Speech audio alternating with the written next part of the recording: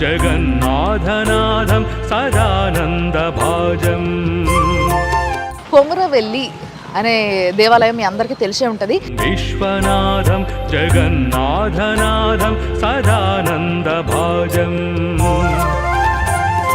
మీకు ఏ గుడి దగ్గర కనిపించనిది ఇక్కడ కనిపించేది ఏది అని అంటే శంకరం శంభుమీశానమీడే.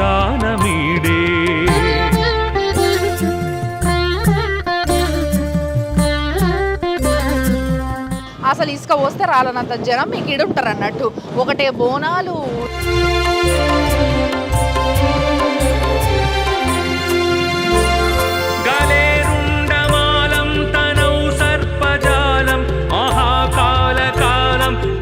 ఆ కుమారస్వామి ఈడ కూసోని తపస్సు చేయడం వల్ల వెలిసిన దేవుడు కాబట్టి ఇక్కడికి వచ్చి ఈ ప్రాంతానికి మొత్తం కూడా కొమురవెల్లి అంటే ఈ క్షేత్రానికి కొమురవెల్లి అనే పేరు వచ్చింది అన్నట్టు.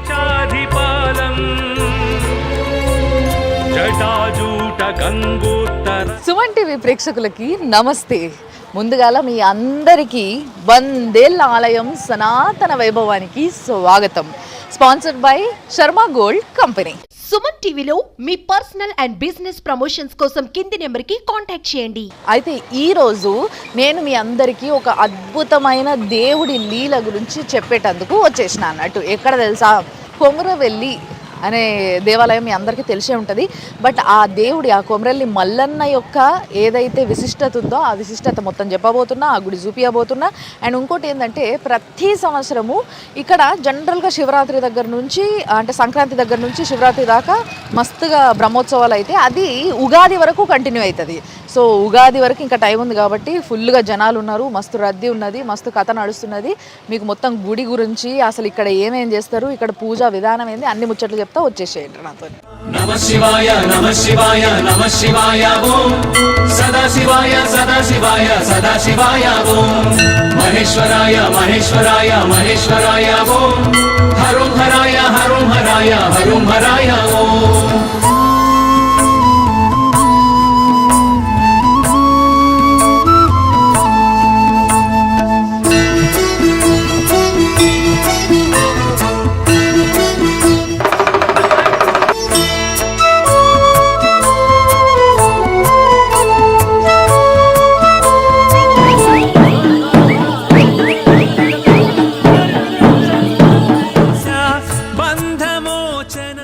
అస్సలు ఈడికెళ్ళి చూస్తే ఫుల్ షాపింగే తెలుసా.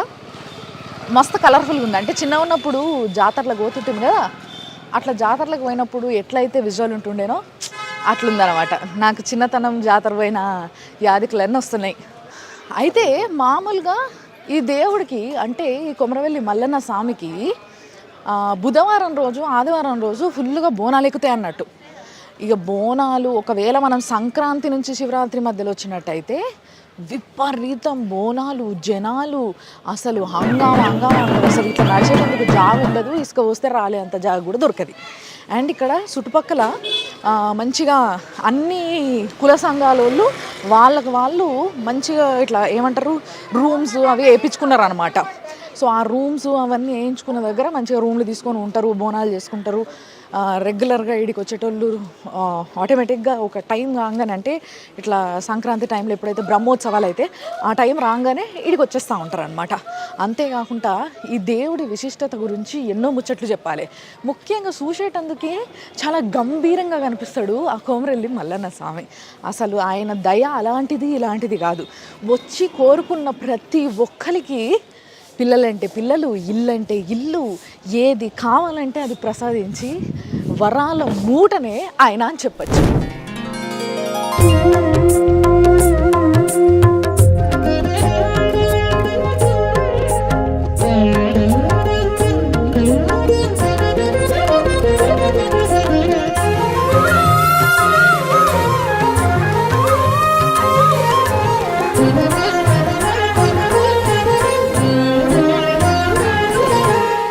వీడికి వచ్చేటోళ్ళకి బోనాలు చేసుకునేటందుకు ఇంటికాడికి అన్ని మోసుకురావాల్సిన అవసరం లేదు.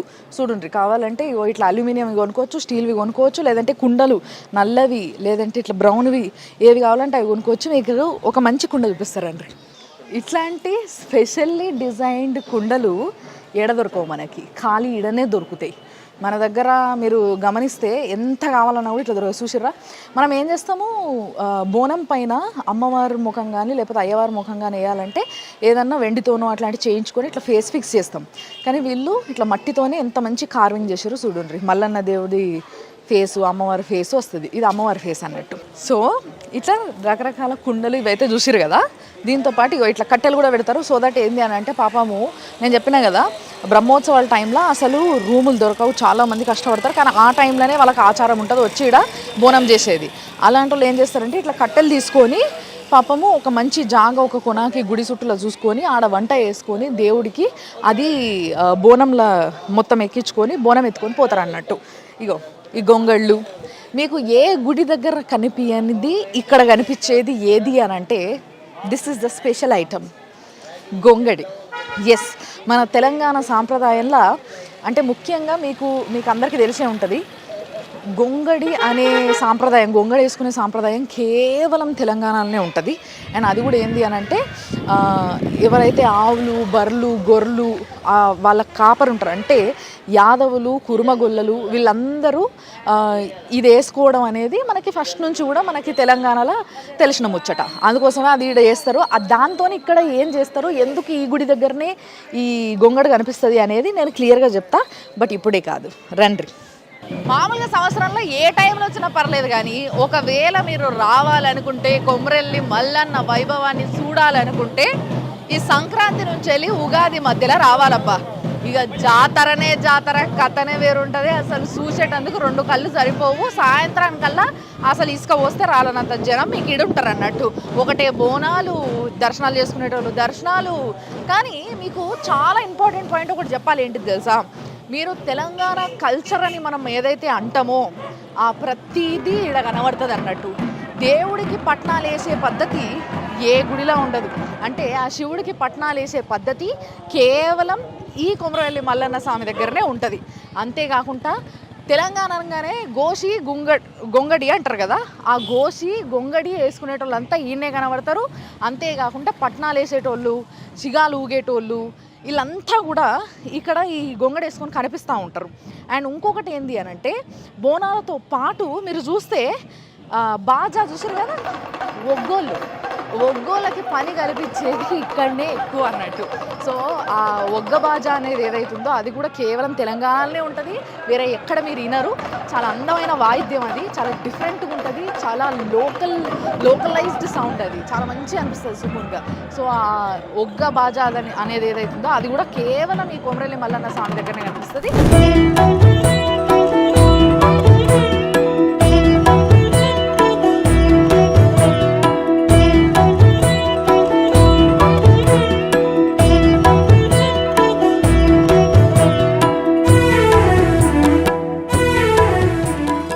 ఫస్ట్ ఇట్లా అని మొత్తం షాపులు చూసుకుంటే లోపలికి వచ్చినామా, రాగానే లెఫ్ట్ సైడ్లో ఒక గుడి ఉంటుంది మనకి.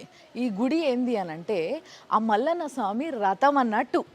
ఎస్, అయితే మల్లన్న స్వామి ఫస్ట్ ఇక్కడికి వచ్చి ఇక్కడ ఈ వెనకాలనే పోలీస్ స్టేషన్ ఉంటుంది ఈ ఏరియాది. ఆ పోలీస్ స్టేషన్ పక్కకే మల్లన్న స్వామి పాదాలు ఉంటాయి.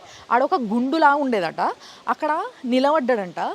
అంటే ఇక్కడ రథం పెట్టి ఫస్ట్ అక్కడ నిలబడ్డాడు, ఇక్కడ రథం పెట్టేసి ఆ మీద పోయి, అంటే గుడి ఇప్పుడు ఎక్కడైతే మనం పోయి మొక్కుకుంటామో నేను మీకు చూపించబోతున్నో ఆ మీదికి పోయి 2 గుట్టల మధ్యలో వెలిసిండు అన్నట్టు. అందుకోసమే ఈ రథాన్ని అట్లనే ఉంచి, అంటే ఆ చక్రాలు ఏవైతే ఉన్నాయో అవి పాతవి, అప్పటి చక్రాలు. అండ్ ఇదంతా కూడా కట్టడం తర్వాత ఆ రథాన్ని ఇట్లా కట్టుకున్నారు. అండ్ ఈ చెట్టు ఏదైతే ఉందో చూసారు కదా ఎంత పెద్ద ఉందో, భారీగా అసలు ఈ కొన నుంచి ఆ కొన దాకా ఉన్నది. సో ఈ యాప చెట్టు అప్పటి నుంచి, అంటే ఆ మల్లన్న స్వామి ఈడికి వచ్చి రథం పెట్టినప్పటి నుంచి ఉందన్నమాట. బేసిక్గా మనం కూడా ఏదైనా బండి పెట్టాలంటే ఇట్లా చెట్టు నీడ చూసుకొని పెడతాం కదా, కాబట్టి అట్లనే ఆ స్వామి కూడా వచ్చి ఈ చెట్టు కింద ఈ రథం పెట్టుకొని ఈ నుంచి అలా గుట్ట మీదకి పోయిండు అనమాట. కాబట్టి ఈ రథంలో శివుడిని పెట్టి పూజ చేస్తున్నారు. అంతే కదా, కొమరవెల్లి మల్లన్న స్వామి అంటే శివుడే కదా, మల్లికార్జున స్వామి. సో ఇది మొత్తం కూడా రాతి రథం అన్నట్టు, మీకు అర్థమైంది కదా. అంటే మనుషులు చెక్కని కూడా కనుక్కోకముందు, అంటే చెట్లను కొట్టి చెక్క అనే ఒక పదార్థం వస్తుంది, దాంతో బండ్లు తయారు చేసుకోవచ్చు అన్న విషయం కనుక్కోకముందు ఇట్లా రాయితోని తయారు చేసుకుని, రాయి అందరికీ తెలుసు కదా, ఫస్ట్ నుంచి ఎర్లీ మైన్ స్టేజ్ నుంచి ఉన్నది. సో అట్లా రాయితోని ఒక రథాన్ని తయారు చేసుకునే కాలంలో ఆయన ఈ రథం ఎక్కి ఇక్కడికి ఆజానుభావులు కదా వాళ్ళు, ఎంతెంత ఉంటారు అంతంత పొడుగుగా పెద్దగా. సో ఇట్లాంటి ఒక భారీ రథాన్ని ఆయన వాడేటోడు అనేది, అదే తీసుకొచ్చి ఆ మల్లన్న స్వామి ఈడబెట్టి అటు మీదికి పోయిండు అనేది అందరూ చెప్పుకునేది అన్నట్టు. చూసారు కదా, ఒకసారి చక్రం చూపిస్తారా అంటే ఇటు ఇగో అది ఎంత చూడరు అసలు, రేంజ్ భారీ సర్కిల్ అన్నట్టు. అండ్ ఈ మధ్యలో ఇట్లా మంచి ఒక ఐరన్ది రాడ్ ఉంది, సో దట్ దానికి సపోర్టు. అండ్ అందరు ఏం చేస్తారంటే దీన్ని కూడా పూజిస్తారు అన్నట్టు, మంచిగా పసుపు కుంకుమ బొట్లు పెట్టి అక్షంతలు వేసి మంచిగా అందరు పూజలు చేస్తారు. చెట్టు చూసిర్రా, నేను చెప్పిన కదా ఆ మల్లన్న స్వామి వచ్చి చెట్టు కింద ఈ రథం పెట్టుకున్నాడు అంటే ఈ చెట్టు అప్పటిది, ఆ కాలం నాది అని చెప్పడానికి ఈ చెట్టు సైజు, ఆ చెట్టు ఆ మొద్దు సైజు ఎంత ఉందో చూస్తే మీకు ఈజీగా అర్థమైపోతుంది ఏ కాలం నాటి చెట్టు అనేది. అది ఇవి ఆ మల్లన్న స్వామి పాదుకలు అన్నట్టు. అయితే మామూలుగా చిన్నపిల్లలు పెద్దోళ్ళు వీళ్ళందరికీ ఏమన్నా దిష్టిలు లేకుంటే భయాలు ఏమన్నా దోషాలు ఇలాంటివి ఏమన్నా ఉంటే పోయేటందుకు అని చెప్పేసి మంచి ఇక్కడ పంతులు ఇవేవైతే పాదుకలు ఉన్నాయి ఈ పాదుకలతోని ఈపులో సరిసి అట్లా నెత్తి మీద పెడతాడు అన్నట్టు దీవెన. ఇక చూసారు కదా, ఇట్లనే ఈ అక్కలంతా బోనాలు ఎత్తుకొని పోతారు అన్నట్టు. అక్క ఎడికెళ్ళి వచ్చినావు నువ్వు? తొర్రూరుకి వెళ్ళి వచ్చినావు. మీరు అంతానా? అందరు ఒకటే ఊరోళ్ళా? అవునా, బాగా అలవాటు కదా మీకు బోనాలు ఇడికి వచ్చి చేసుడు రెగ్యులర్గా? సంవత్సరానికి ఒకసారా? ఎప్పుడు ఏ టైంలో చేస్తారు బోనం? శివరాత్రి ముందు, ఇప్పుడు నుండి ఉగాది దాకా సంక్రాంతి కాడి నుంచి చెప్పిన నేను, సంక్రాంతి కాడి నుంచి ఉగాది దాకా మంచి బ్రహ్మోత్సవాలు జరుగుతుంటాయి. ఈ టైంలో వచ్చి ఇట్లా మంచిగా బోనాలు చేస్తారు అన్నట్టు. సో మరి ఇప్పుడు బోనం ఫస్ట్ ఇక్కడ రథం తానికి పోయి తర్వాత మీదికి పోతారా? తిరిగి మళ్ళీ గంగరాజు చెట్టు కిందికి పోతాం. ఓ అది సంగతి. చూసారు కదా, ఇట్లా ఇంకా చాలా మంది అక్కలు కనబడతారు అన్నట్టు మనకి పోతుంటే దారిలో. వాళ్ళని కూడా చూపిస్తాం.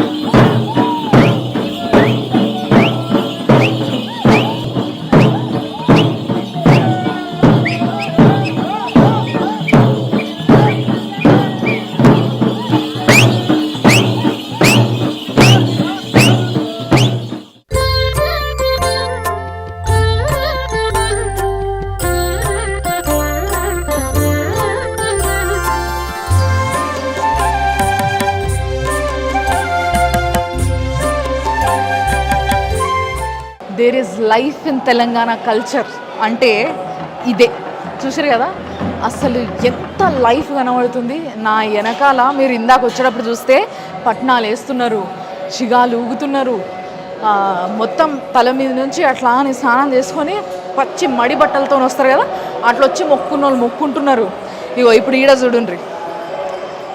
సో ఇక్కడ కూడా ఇది ఒక సింబల్ ఆఫ్ గాడ్ అన్నట్టు. నిజంగా చెప్పాలంటే చాలామంది ఇట్లా చాలాసేపు ఆ దేవుడు కోసం ఎదురు చూస్తారు.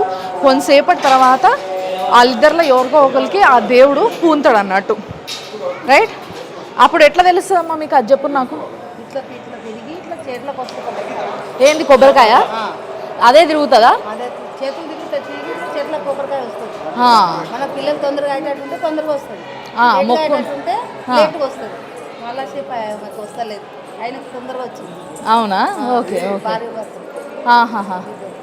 ఓకే. చూసారు కదా, నేను ఇప్పుడే తెలుసుకున్నా ఏంది అని అంటే, ఇప్పుడు ఆ మధ్యలో ఒక చిన్న రాయి లాంటిది ఉంది కదా, దానిపైన అంతా పసుపు పోసి ఉంటుంది. వాళ్ళిద్దరు భార్యాభర్తలు కూర్చొని ఉన్నారు.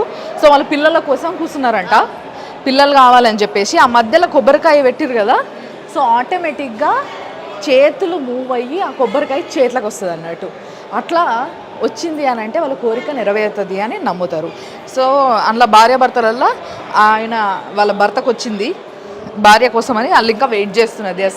చాలా చాలా చాలాసేపటి నుంచి అట్లా కూర్చొని వెయిట్ చేస్తుంటారు చాలామంది. సో ఈ ప్రాసెస్ కూడా చాలా బాగుంటుంది చూసేటందుకు.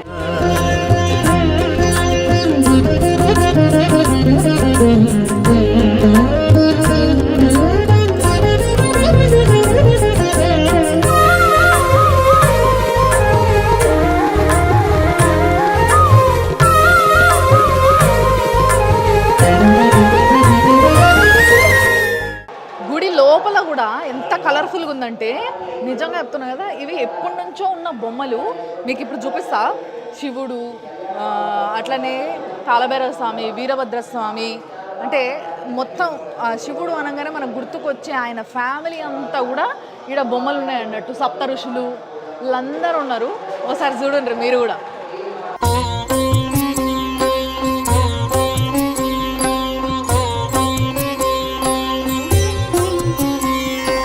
भूमिर्न चापो न वह्निर्न वायुः न चाकाशमास्तेन तन्द्रा न निद्रा न चोष्णं न शीतं न देशो न वेशो न यस्यास्ति मूर्तिस्त्रिमूर्तिं तमीडे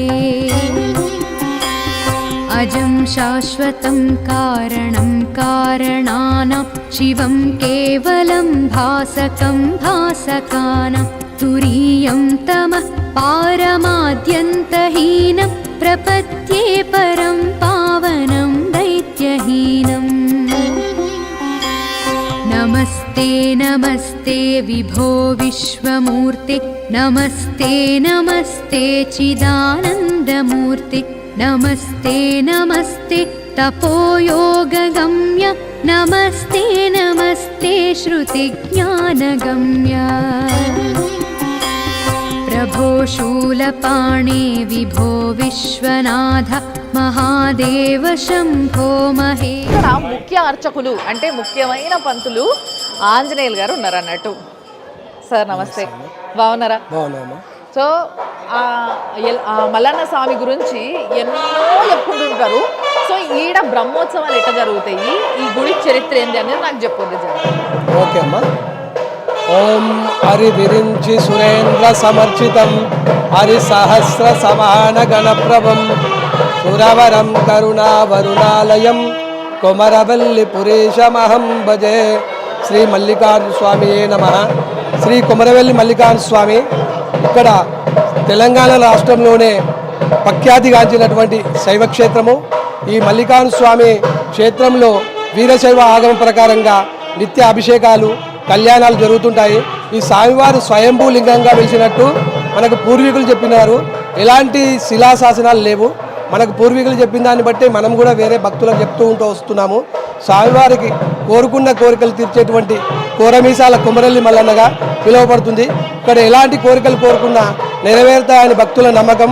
దినదినాభివృద్ధి ప్రజలతోటి మన స్వామివారి దర్శనాలు పెరుగుతూ వస్తున్నాయి.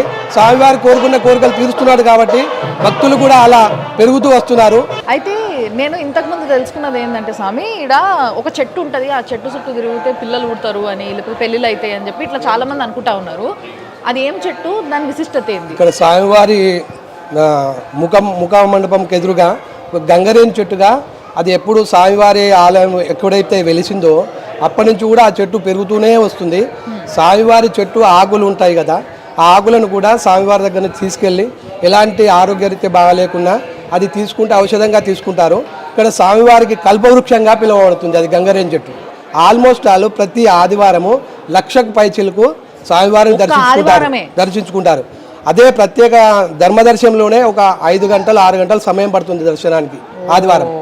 అది అర్థమైంది కదా, ఒక్క ఆదివారమే 1,00,000కు పైగా భక్తులు వస్తారంటే మీరు ఒకసారి ఇమాజిన్ చేసుకోవాలి. 12 వారాలు, దాంట్లో బుధవారాలు, ఆదివారాలు, మంగళవారాలు, ఇట్లా కొన్ని, అంటే సండే రోజు వస్తే చాలా జనం ఉంటారని చెప్పి వీక్ డేస్ వచ్చేటోళ్ళు కూడా చాలా మంది ఉంటారు. ఈ లెక్కన దాదాపు 1 కోటి వరకు వస్తారా? కోటికి మీద మొత్తం బ్రహ్మోత్సవాలు మూసే వరకు 1 కోటి దాటుతుంది మేడం. అది సో బ్రహ్మోత్సవాలు అయిపోయే లోపు 1 కోటికి మీదనే, అంటే ఒక కుంభమేళ దాకా జనాలు వస్తారు చూసారా, అట్లా వస్తారు అన్నట్టు.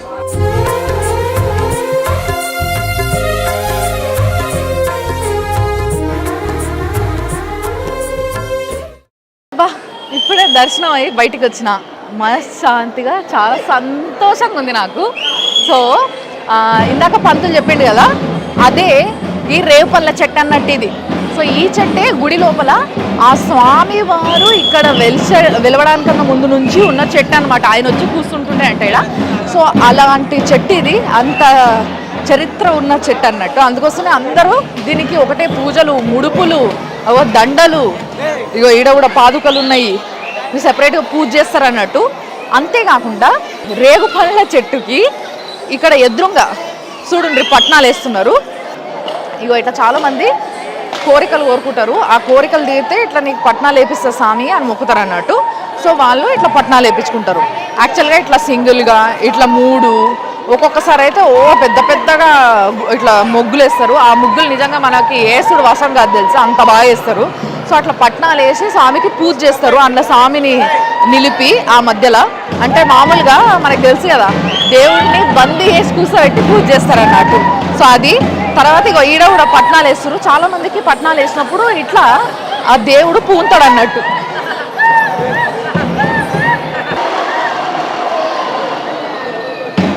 చెప్పినా కదా నేను పోయేటప్పుడు ఈ గుడిలా తెలంగాణ యొక్క జీవిత విధానము ఒక లైఫ్ ఉన్నట్టు అనిపిస్తుంది అని. ఆ లైఫ్ని నిలబడితే నిలబడి చూసుకుంటూ పోతారు ఎవరైనా. అంటే అసలు ముందుకు అడుగు పడదన్నట్టు, నిలబడ్డ గాడి ఇట్లా చూసుకుంటే ఇట్లా బిత్తుకుపోతారు. అలాంటి మహిమ గల గుడే ఇది. అయితే జనాలు చాలా రద్దీ పెరుగుతున్న కొద్దీ ఇట్లా మండపము ఆ చుట్టూ, అంటే ఆ గుడి ఎక్కడైతే స్వామి వెలిసిండో 2 గుట్టల మధ్య ఆ చుట్టూ ఈ గుడిని ఇట్లా డెవలప్ చేసుకుంటూ వచ్చిర్రు. అయితే ఈ గుడి చరిత్రని, ఆ దేవుడు ఎట్లా వెలిసిండు, భార్యల పేరేంది, అసలు ఇదంతా ఏంటి అనే స్టోరీ నేను ఇప్పుడు చెప్తాను. రండి దేవుడిని చూసిగా పర్.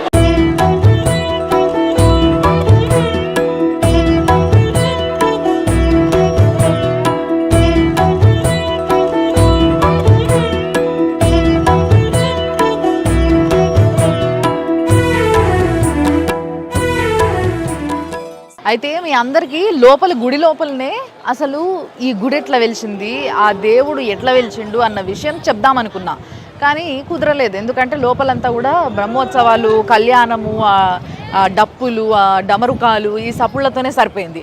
అందుకోసమే బయటికి వచ్చి చెప్తున్నా ఇనేషేయండి. అయితే ఇక్కడ మనం కొమరవెల్లి మల్లన్న అంటున్నాం కదా. అంటే మల్లన్న అంటే మల్లికార్జున స్వామి మీ అందరికీ తెలుసు, మల్లికార్జున స్వామి అంటే శివుడు అని కూడా మీ అందరికీ తెలుసు.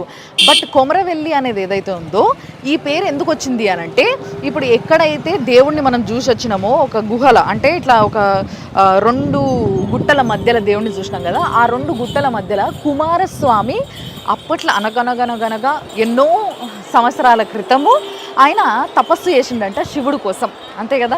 వాళ్ళ తండ్రి కోసము ఆయన దూరం ఉన్నప్పుడు వాళ్ళ తండ్రి కోసము ఈడ తపస్సు చేసిండు.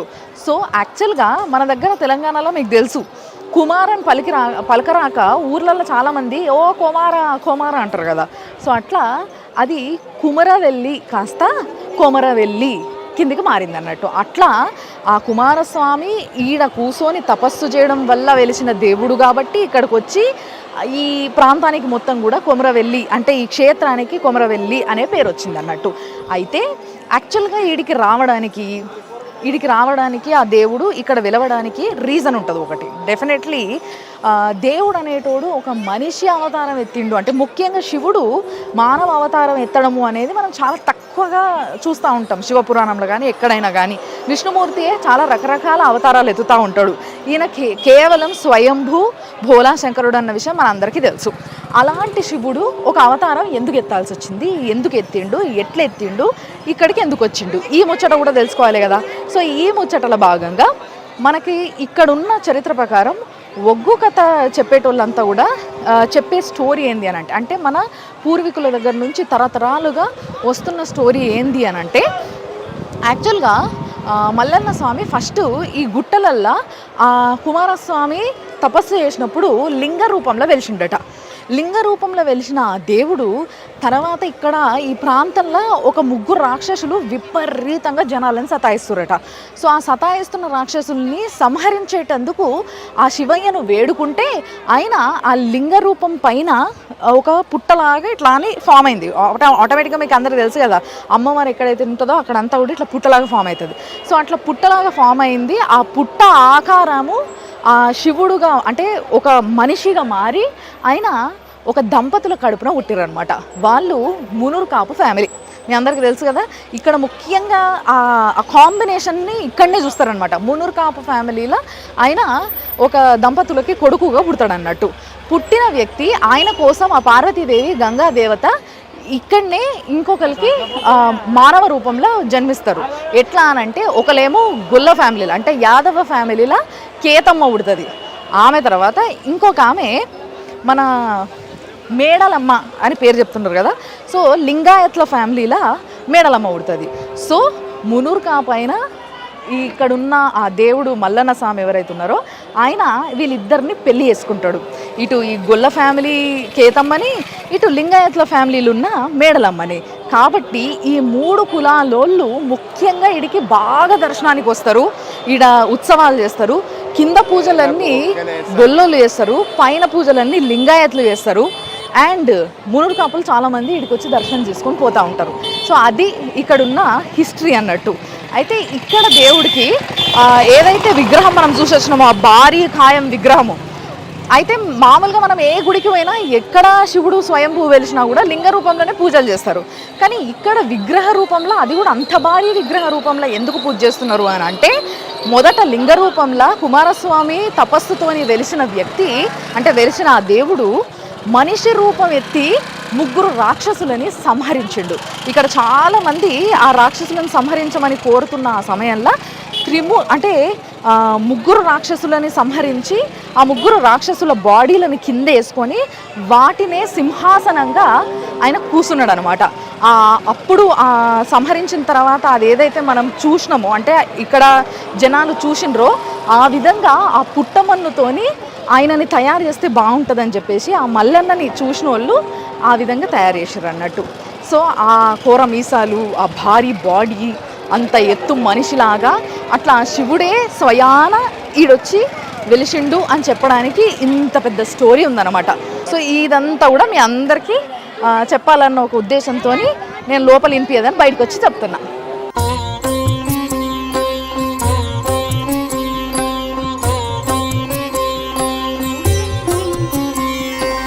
भूमिर्न चापो न वह्निर्न वायुः न चाकाशमास्तेन तन्द्रा न निद्रा न चोष्णं न शीतं न देशो न वेशो न यस्यास्ति मूर्तिस्त्रिमूर्तिं तमीडे